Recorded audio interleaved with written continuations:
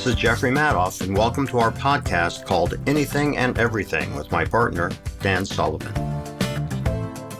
We're just past the agreement that would give Elon Musk $1 trillion salary if he meets certain measurements out in the marketplace.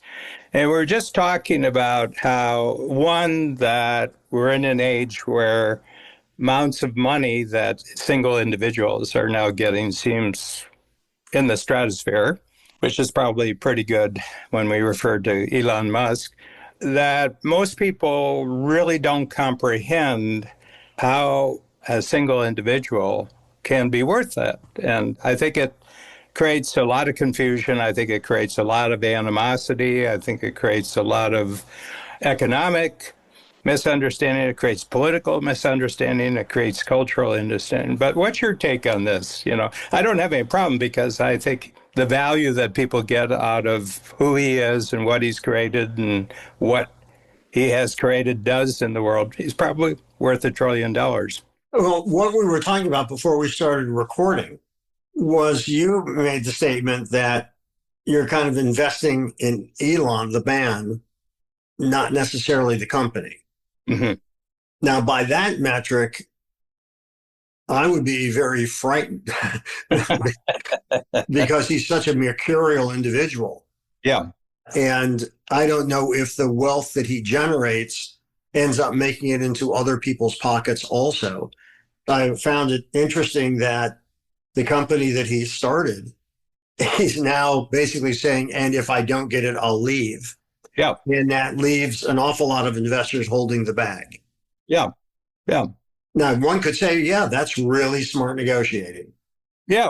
What have you had to do before the present moment in the way of creation and economic impact because of what you've created? Mm-hmm. That you can be in a bargaining position like this right now. Yeah, well, that's, I think, what's interesting, because that probably plays out at all different financial levels, because it's really a negotiation that gets you to that point. Yeah. And then safeguards that I'm sure they are hoping they have covered enough that if he doesn't make those benchmarks, then he's not going to make that kind of return. Mm-hmm. And how much those guardrails will protect the other investors, because the landscape has changed so much. Tesla's no longer novel. There's car companies that have much better distribution, dealership networks, all of these kinds of things that I think, was not the case when he started out. Mm-hmm. And so I wonder, I don't know the details of the contract other than he had certain milestones he had to cross in order to make that. Yeah. But I think it's interesting because it is a different world now than when Tesla started. Well, the interesting thing is that Tesla, as I understand it, the company doesn't just include the cars. It includes SpaceX, the rockets. It includes Starlink, the satellite company. And my sense is from the actual value of things, the future, what stocks are, basically, when you have a stock, it's a present number with a future story. Basically, you're betting on a future value when you buy a stock. But I think the greatest invention he's ever had, and I think he's a legitimate inventor. He's as much of an original inventor as Thomas Edison is, because so much of Edison's career was based on teamwork. When it was just him in a lab and he produced the first incandescent bulb, that was Thomas Edison. But by the time he gets to Menlo Park out in New Jersey, he's got 100 scientists and technicians and engineers. And they had an agreement, anything they produced, he got the patent. I was very interested in that. He got 1,067 patents. That's how many patents Thomas Edison had. But probably once he got past 50, it was team patents that he got the full credit for. But my feeling is that space is going to get bigger and bigger and bigger. And the great invention that Elon Musk came up with was that he reduced the cost of launches by 90%. That I didn't know. I thought the main pioneering thing was to be able to land and reuse. Yeah. Before every launch, you wasted the $1 billion you put into the launch because it ended up in the ocean. Right. And with him, the goal is that each of them can be used 20 times. So he's reduced the cost of launching. And that's all the cost of space travel is the launch. Once you get out of the 80 miles, I think it is, of the atmosphere, there's not very much cost to it. It's that first 80 miles of getting above the Earth and going into. Well, what about all the R&D and prototypes and tests and all that leading up to the takeoff? Yeah, yeah. I mean, that's an expensive runway also. Oh, yeah. But I thought that SpaceX and Boring Technology was another one of his companies. Yeah. He's got Neuralink. Yeah. No, Neuralink. he puts them all under Tesla. He combined everything inside Tesla. Oh, I did not know that. Actually. Yeah. So when you're talking about it, you're talking about the whole bundle. Interesting. Yeah. But are those, in fact, separate companies? You would need a lawyer to really explain how this all works. Probably need 50 lawyers, to untangle whatever that is. Yeah. Yes. Let me say his invention of the deal is far more complex than any of his inventions. I'll bet. Which is, by the way, another interesting, if you will. Yeah. How do you establish such an audacious deal? I mean, I think it's interesting. I don't know that he's the first one to succeed at doing it. I don't know if he's the first one that has tried. I doubt it.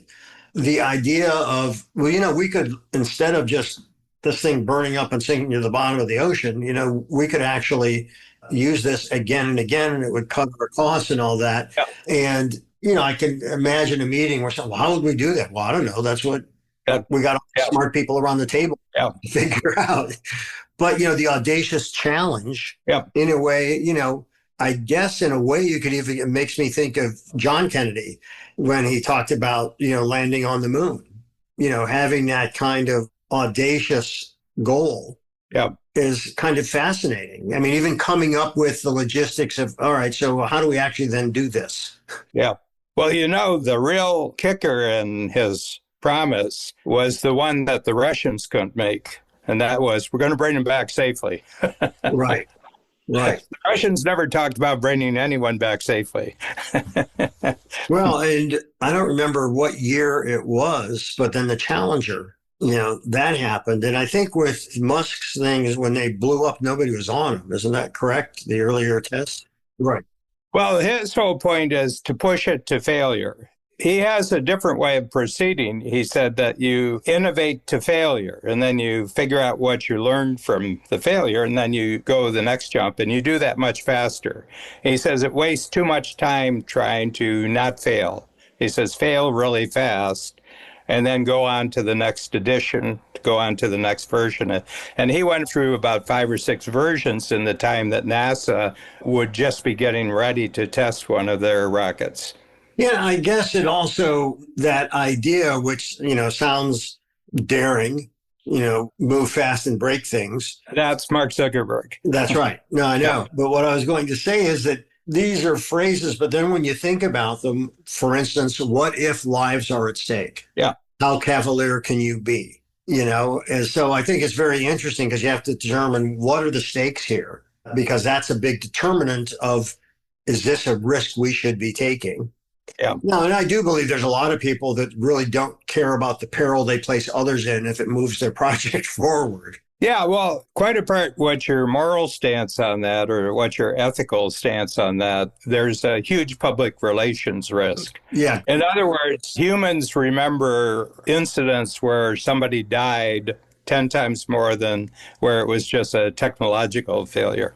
Right. That's right. And the thing is, it comes down to things like, is it a rush to judgment? Should we have waited? Are we pursuing a race that isn't ready to be run yet? And, that's another part of the PR, because you get, here we are talking about how much money Musk is making, so he's been on the forefront in terms of just popular culture.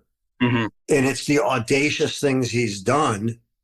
Even though he made his fortune in PayPal, it was really the audacious things that he did that elevated him to a level of celebrity that people are willing to bet on him. That's right. Yeah, this is where our conversation started. I think he's the stock that everybody bets on.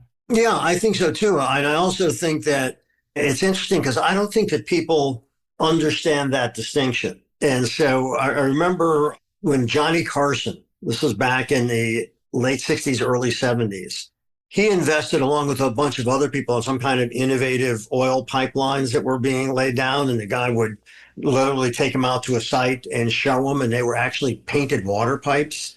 Do you remember that whole thing? I, I don't think it was a new phenomenon. That you mean the con that Yeah, went. the con. That's I right. think that, yeah. But the thing is, what sold it, not unlike Theranos, as a matter of fact, Oh, is yeah. you get certain high profile people involved, and that's what sells it, not the project itself. Yeah. Yeah. Go for former secretaries of state. That's right. Exactly. Who knows zilch about anything, but they're That's very, right. Exactly right. Exactly right. yeah.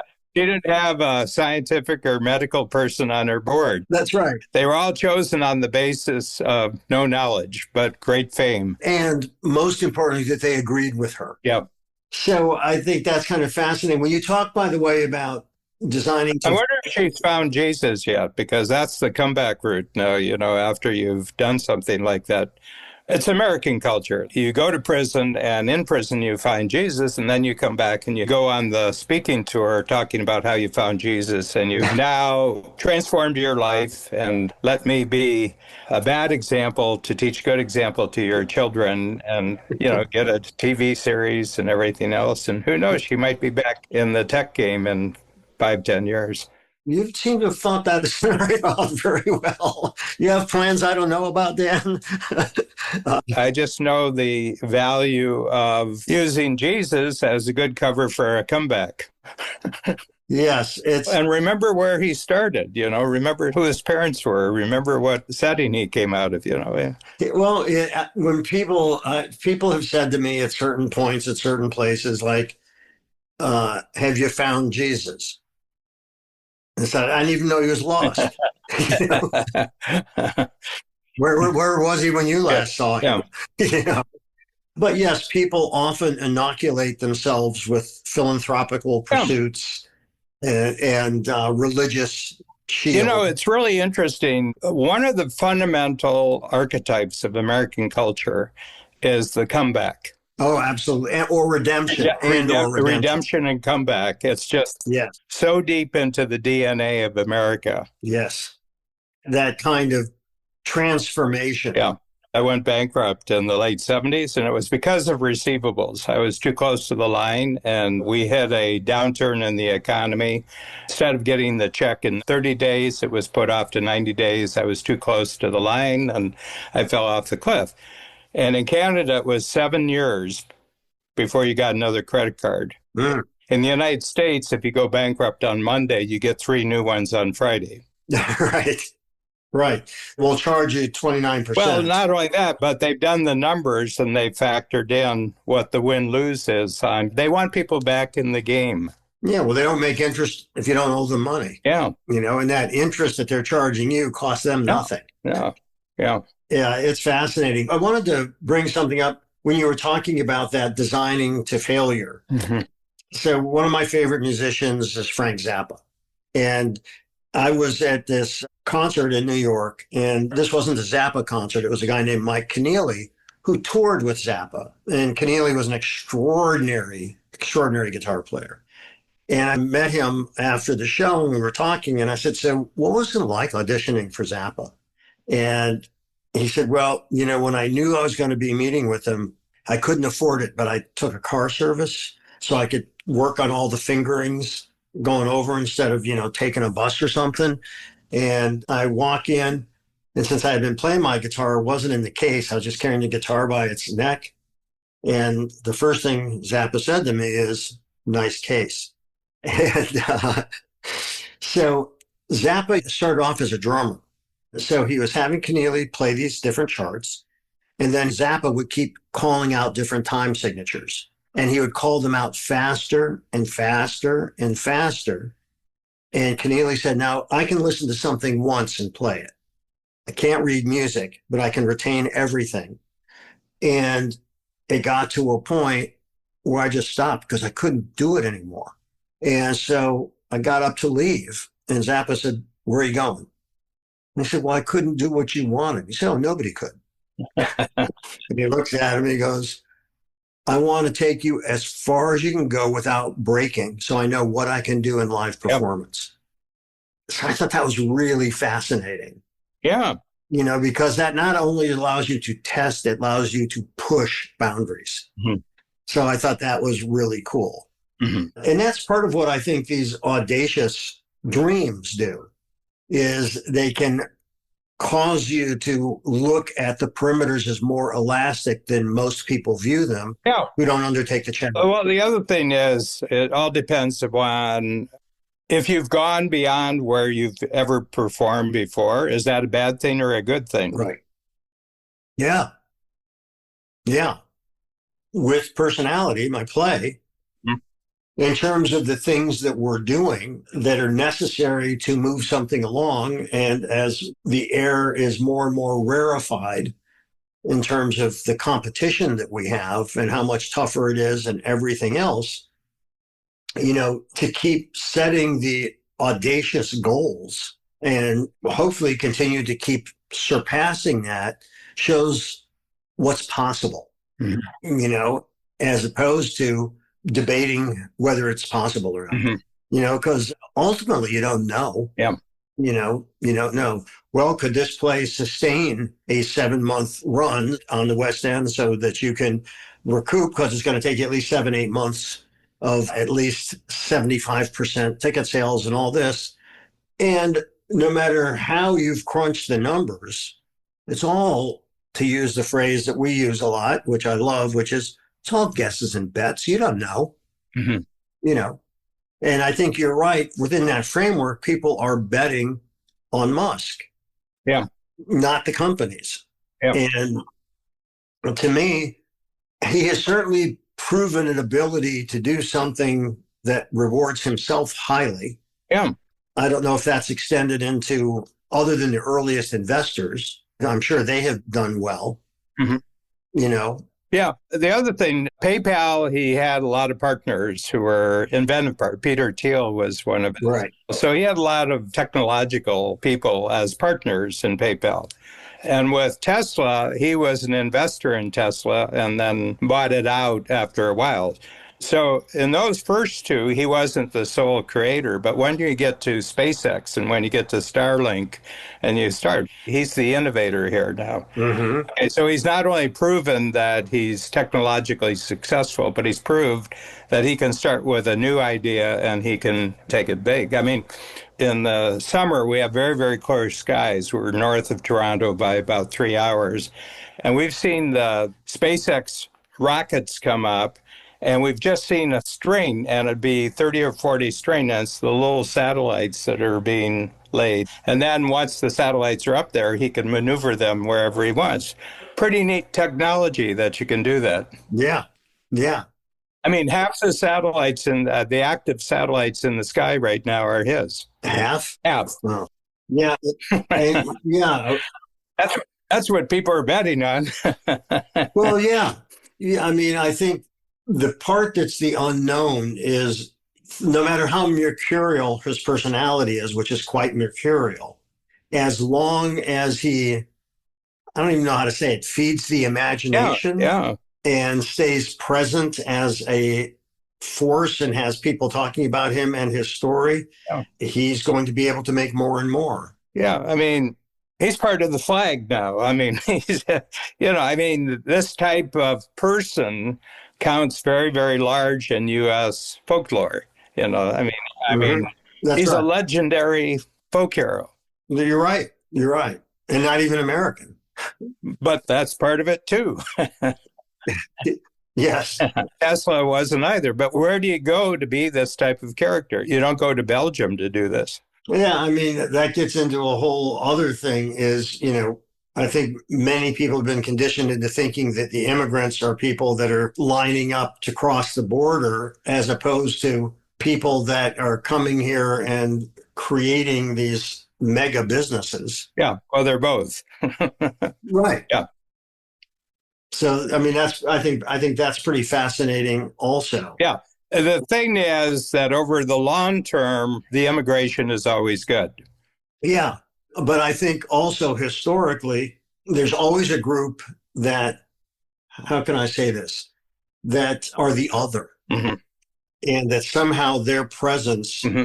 diminishes the possibilities for success. Well, I think more and more it counts of what kind of culture they came from. In other words, that immigrants are not equal to each other in where they come from. Jewish culture produced certain kinds of qualities, certain sort of cultural traits developed over a couple of thousand years that made them very self-initiating and self-enterprising when they came into the culture. It was survival, Yeah. big motivator. It's very interesting that there's a history of technological schools in the East Coast of the United States in the 1800s, late 1800s. And the whole thing was to turn unskilled workers into skilled workers through technological training. Mm-hmm. And that was also coincided with the big Jewish immigration because of the pogroms in Eastern Europe, essentially. Everything that the Russians had any influence on was a bad place for Jews. And they came over in the tens of thousands. And what they discovered was they didn't have any Jews in the technical schools because that was a job. Mm-hmm. That was a job. And if you had a job, you were working for your family. If you didn't have a job, you had created your own company. Well, what about the physicists like Einstein? What would you call that? I mean, he was a faculty member, right? Well, that was don't have Jewish science, get rid of Jewish science. Physics was called Jewish science in Nazi Germany. I saw a very interesting little YouTube thing. There's such great stuff on YouTube, but it was about a half hour.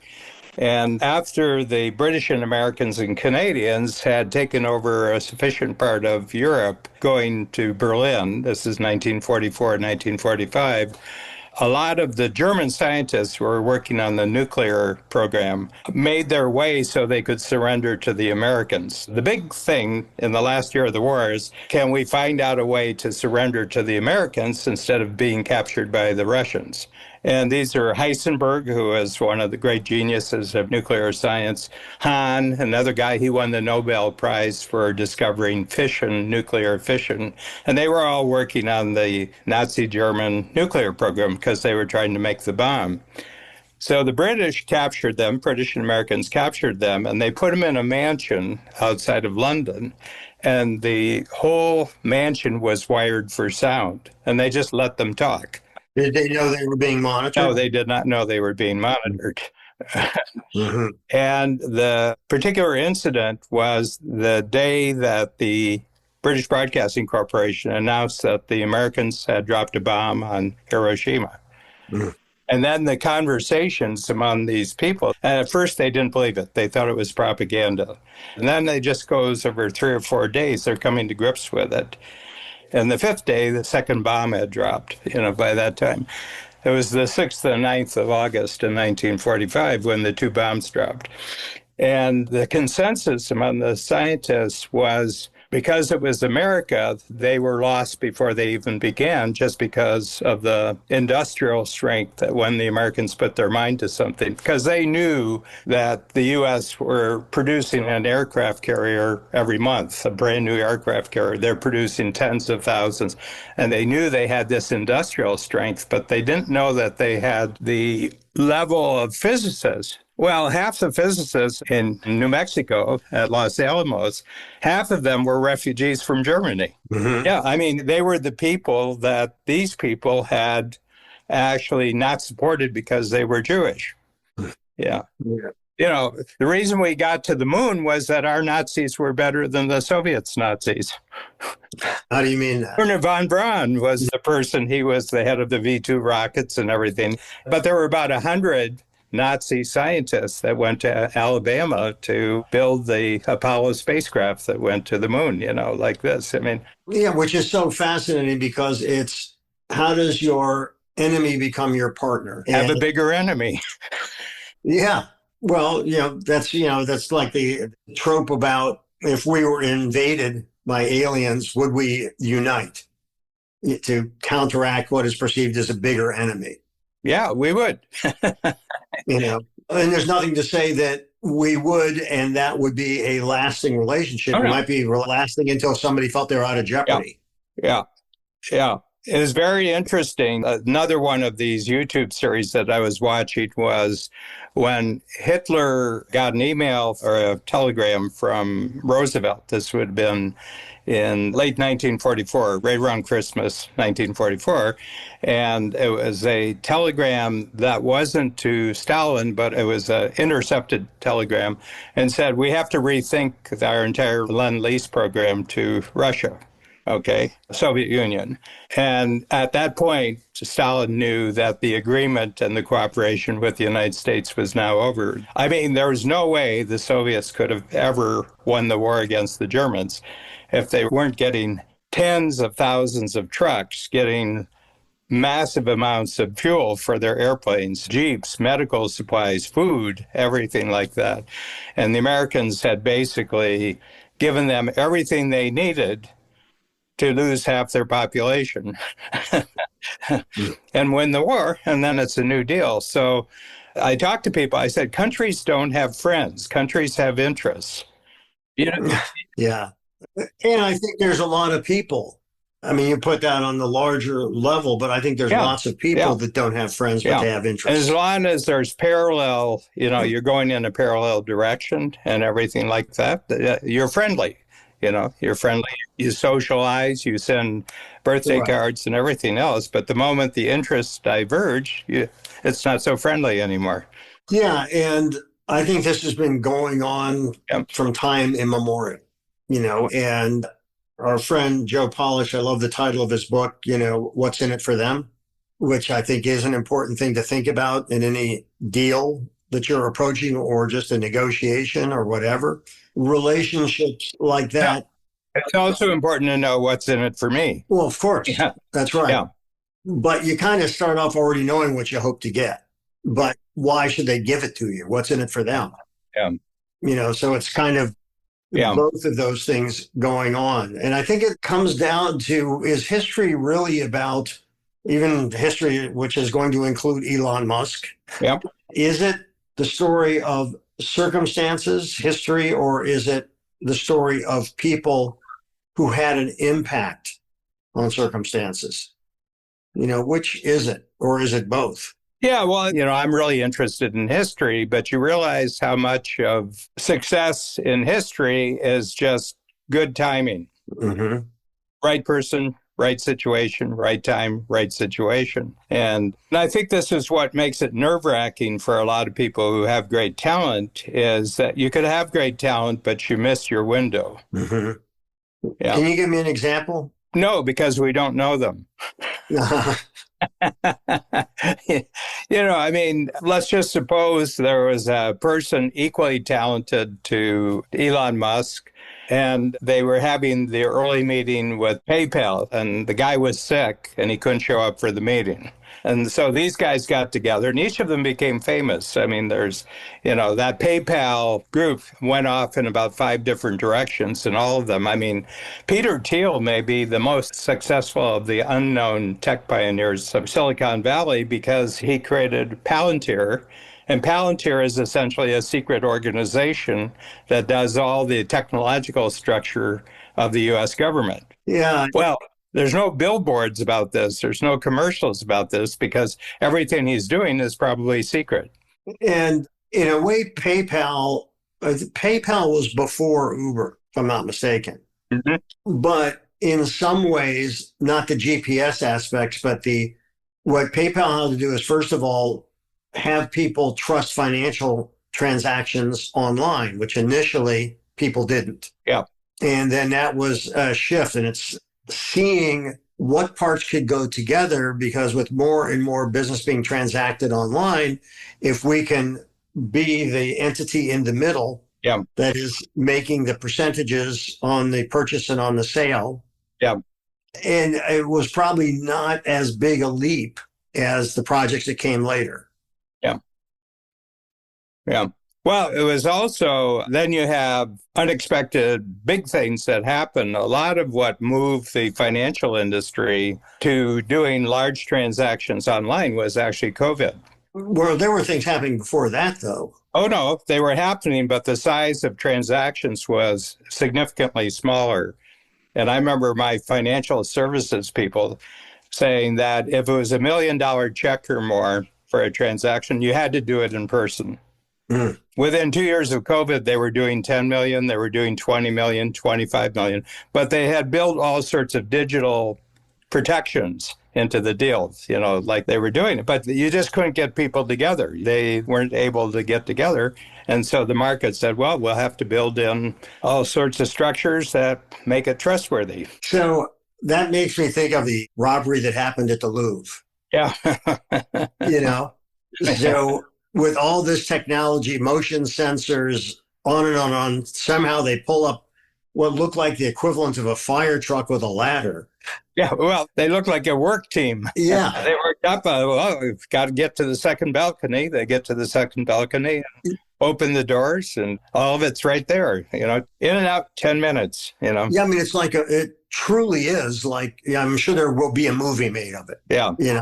But it's kind of fascinating because did they use any technology or was this just It was an inside job. They now know it was an inside job. Oh, I guess I don't know the latest. Yeah. Well, they've captured 3 of them. They've captured I knew 3. that much, yeah. Yeah. But they found that it was an inside security job.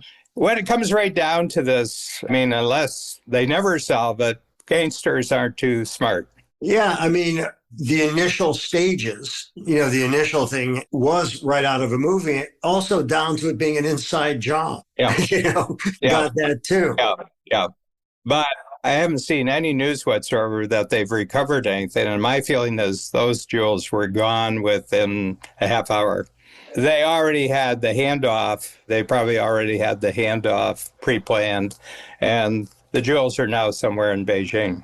But isn't it fascinating to think that that kind of a heist could happen now? Well, at the Louvre. Yeah. Yeah. I mean, that's what's kind of fascinating because talk about let's go retro with the way we're trying to make money. We'll break in and steal the crown jewels.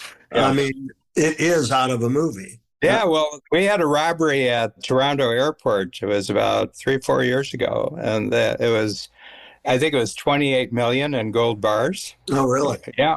And it was 3.5 years. They solved it. But, there's no mention that they recovered the gold bars. Interesting. Yeah. I've always had the feeling that criminality really starts with a condition of incompetence. So how do you mean that?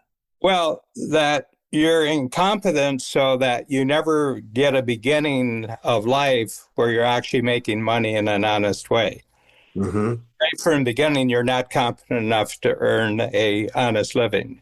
You have to steal or you have to con or something to be successful. Okay, and I think that it's an inability to just play the game legally. I think it starts at a very early age. And I think there's a certain laziness about it too, that, you just don't want to work hard. You would like to make a lot of money by not working hard. But the other thing it requires, and I think all lack of ethics and lack of morality really depends upon this, you don't see too far into the future. Like they found that kids in the south side of Chicago, New York, I don't know what the really dangerous part of New York City would be. Where is it? Where's the real crime-ridden parts of New York City? I don't know because I think that has changed and it's not like, an area to stay out of. But when you grew up, where was it? Oh, well, you didn't grow up there. You didn't grow up. No, but I started coming here in the 60s and it was probably Times Square. Yeah. So they said that kids who will rob somebody for a pair of sneakers, and they tested these kids and they have no sense of consequence beyond going to bed that night. Mm-hmm. In other words, if I steal it today, am I caught by nighttime? And they're not. And so they steal. And if you think about you and you think about me, we have a sense, if I do this today, what's it going to look like 5 years from now? Mm-hmm. And I think morality and ethics are an extraordinarily well-developed sense of consequence at a longer period in the future. Well, one could argue that religion does that. Well, parents do that too. Yeah. Yeah. I mean, religion is the big parent. Yes. Even called in the Catholic religion, father. Yeah. So, it'll get more parental than that. Yeah. No, that's right. But the key word here is legal, and that changes. And so it's fascinating to me because things that were legal didn't mean that they were right or even ethical. But I think that there are many businesses that have profited very highly from knowing how to navigate the legal system or interpret or throw a wrench in the gears or whatever that has brought about whole new questions that we haven't had a real precedent in answering before. Mm-hmm. What would be an example? I think our current president, that when the courts rule against them, basically the response is, what are you going to do about it? And I think you're correct in the sense that there's a lot of people that grow up without a sense of consequence. Mm-hmm.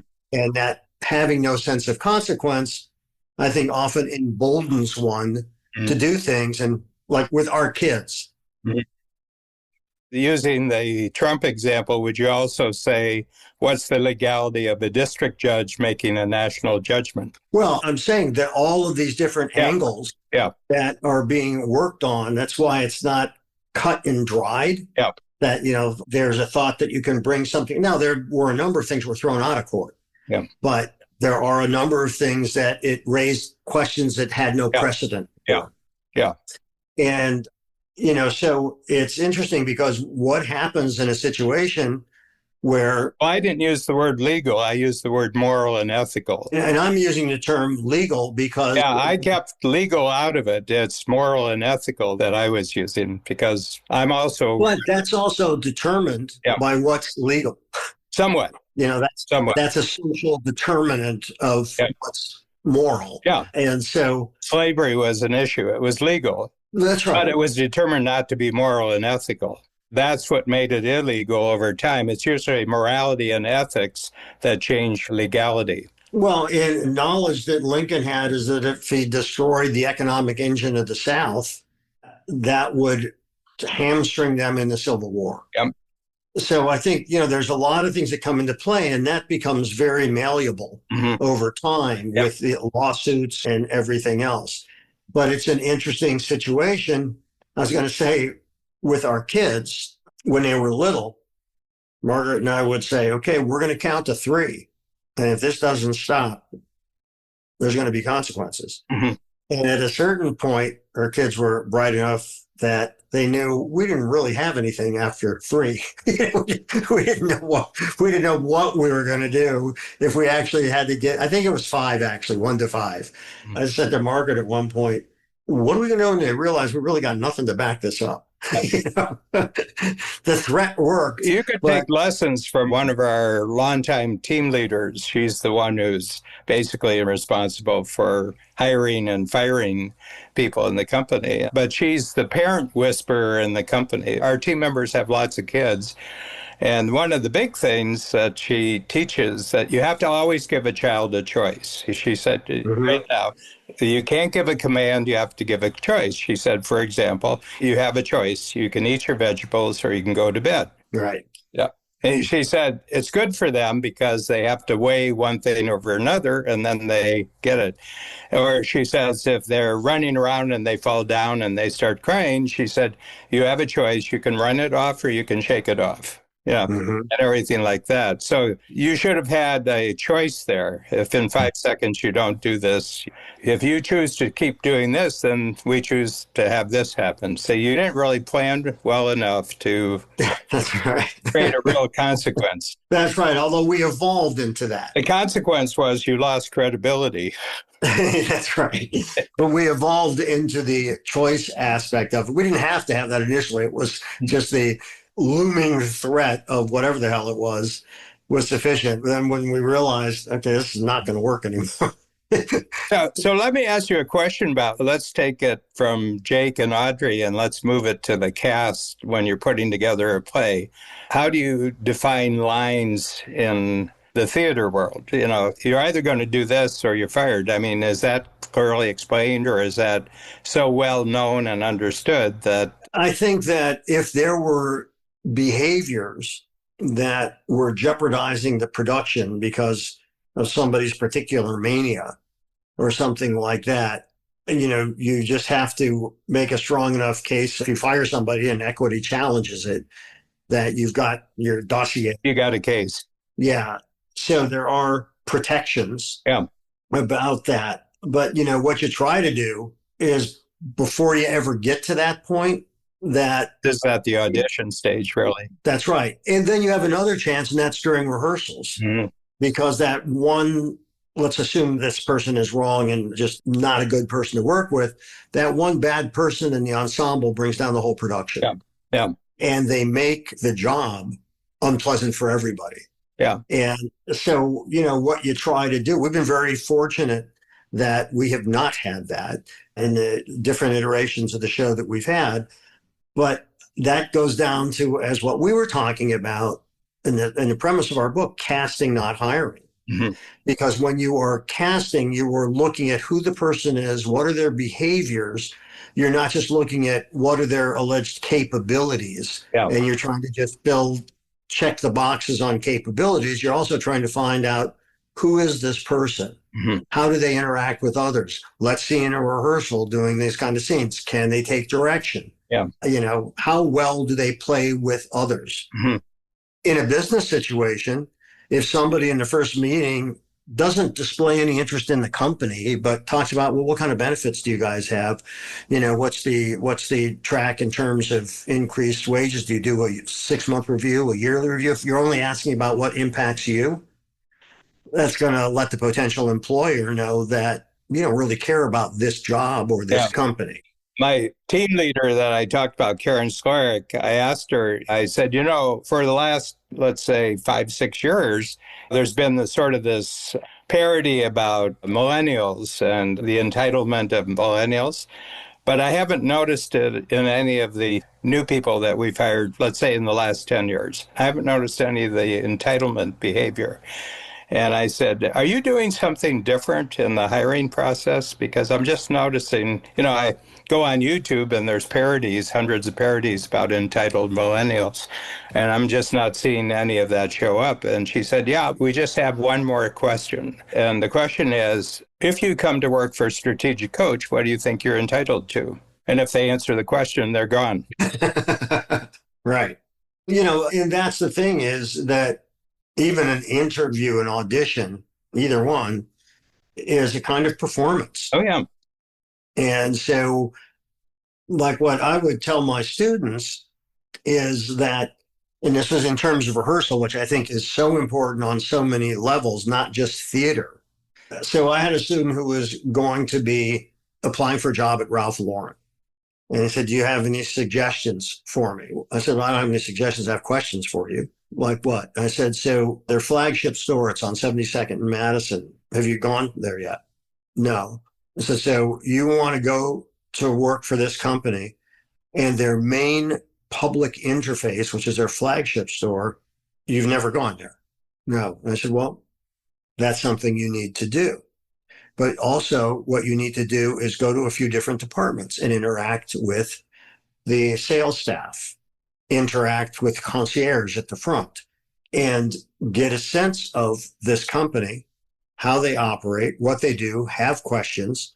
So that's something else. In other words, do your research, do your homework. Because if you don't do that, you're not even showing interest in the company that you supposedly want a job in. What are you even basing that you want the job in there for? And, I would also get answers like, well, because it's going to really look good in the resume. And I said, to who? If you've gone through during your college years 6 different internships, that doesn't count for a lot. What counts for a lot is, actually, I only had this one internship because they kept rehiring me. Well, the other thing about the resume answer is that, in other words, you're already looking ahead to where you've been hired, you've worked there, and you're not working there anymore. Right. That's right.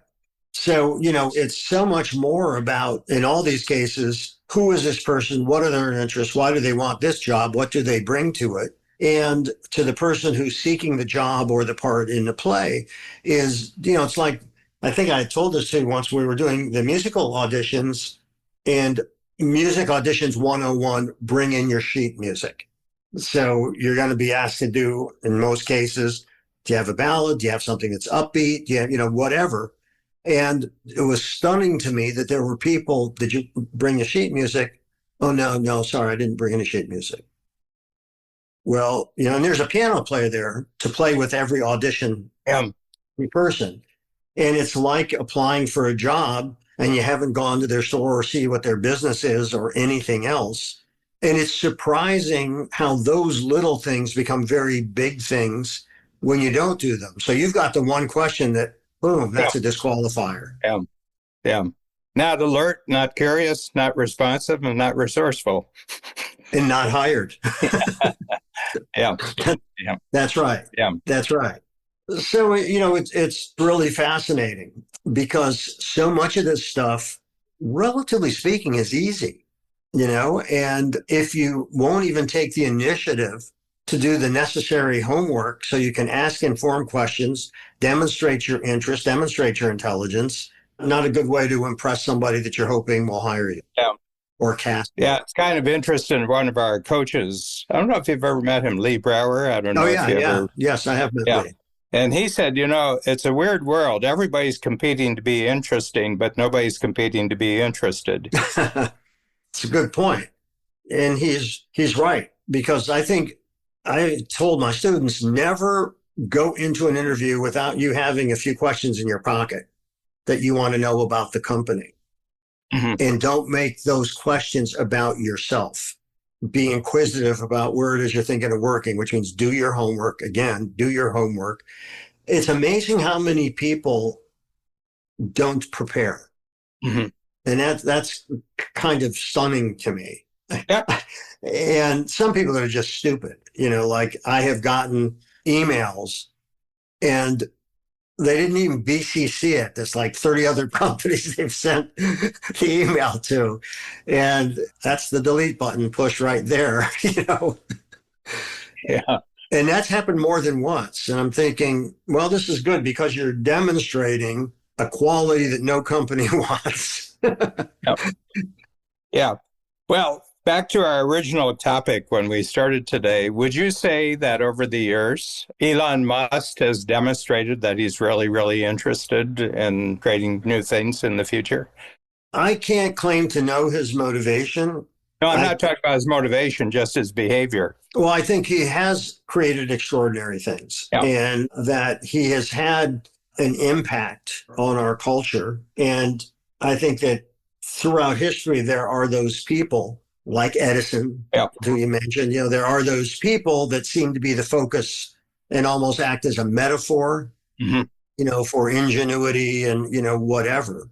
It's also in current times, and I'm going back now a few decades, who that person is, as opposed to just what they do, becomes a consideration too.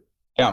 And, when I mentioned that, I think you correctly said that people are investing in him. Mm-hmm. And for me, and I'm no expert investor, but the mercurial nature of his personality, I think, impacts on the things that he does. And so I wouldn't want to ride that bucking bronco at this stage of my life that I might have chosen to do 30 years ago, because I don't want that kind of mercurial aspect. Yeah. What about you? I don't want to have to think about it. Right. It isn't like we're down to one choice of who to invest in. I mean, there's lots of things. That's right. That's right. You have to say, what kind of future do I want to have from an investment? And we're all investors. I mean, every day when you wake up in the morning, you're investing in something. You're investing time, you're investing attention, you're investing effort, you're investing money and everything like that. And I think that what we're seeing more and more, however, I think that's really interesting, because I grew up in the 40s, 50s, and 60s, and I don't remember individuals like this during our childhood, this colossal big economic force. And I think it was more military and political in the 40s and 50s because of the Depression and the Second World War.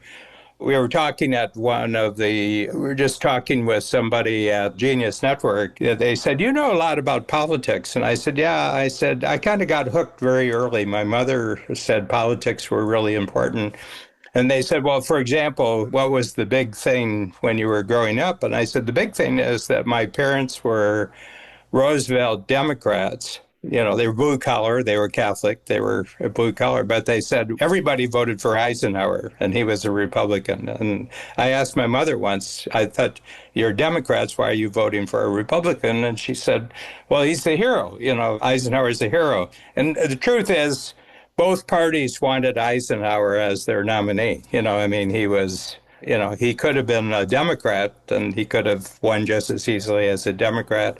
But my memory is that the marketplace was not such that you could have someone like Elon Musk in the 1940s and 1950s. Maybe Walt Disney, but that would be the closest that I can remember. Well, it's interesting you mention him because I was thinking that the most well-known people at that time, and politics had not yet become a spectator sport, Yeah. which it is now. So I think that at that time it wasn't entertainment. Well, that's right. Yeah. Yeah. I mean, politics is entertainment unless it's not. That's true. That's true. But I think probably the only people that would achieve that kind of fame would be like movie stars and sports stars. Mm-hmm. You know, so you mentioned Joe DiMaggio or you mentioned Cary Grant or whatever. Yeah. And I think that what has happened is that businesses have recognized the value of, in some businesses, of high profile leaders. Yeah. So along with that then becomes the press agent, the screening of interviews, all these kind of things. Yeah, that you belong to the entertainment industry, actually. That's right. Yeah. So with Walt Disney, and I would include it with Walt Disney, Disney was a phenomenal marketer. And, you know, seeming to be the avuncular Uncle Walt on Sundays, that was a thing. And it made me think of the other great self-marketer was Alfred Hitchcock. Mm-hmm. And he had his show, his movie, which he introduced. He had his movies, which he would always put himself in the background somewhere and you'd go to spot him. But I think that the marketing between politicians and celebrities has pretty much gone away. Yeah. And I don't know if that came into more fruition with Reagan maybe, but I don't really know that. But it's interesting because it has become much more. I think the first really mythologized candidate in my lifetime that I can remember was Kennedy. Yeah. Yeah. I was just thinking that. I mean, and there it wasn't oblique or anything that Joe Kennedy, his father, knew a lot about Hollywood. That's right. They brought the skills of Hollywood to the political campaign. They brought Hollywood lighting, Hollywood makeup, Hollywood, you know, where you positioned yourself, how you looked at the camera and everything. That was the first time that Hollywood made a huge impact as far as I'm concerned. Well, the first televised debate. Yeah. You know, where Nixon with his stubble and his perspiration and, you know, was not telegenic. No. And, you know, Kennedy, in spite of his father, or along with his father's knowledge of some of those things, Kennedy was a very attractive, charismatic person. Yeah. Very pleasing. Very pleasing. So it's interesting, but that has all changed. Now, you go back in history, the Lincoln-Douglas debates were an entertainment and were billed like a championship fight. You know, and when those came to town, that was a big deal. Well, Harry Truman won in 48 because he went across country. He barnstormed basically across the country on a train. Right.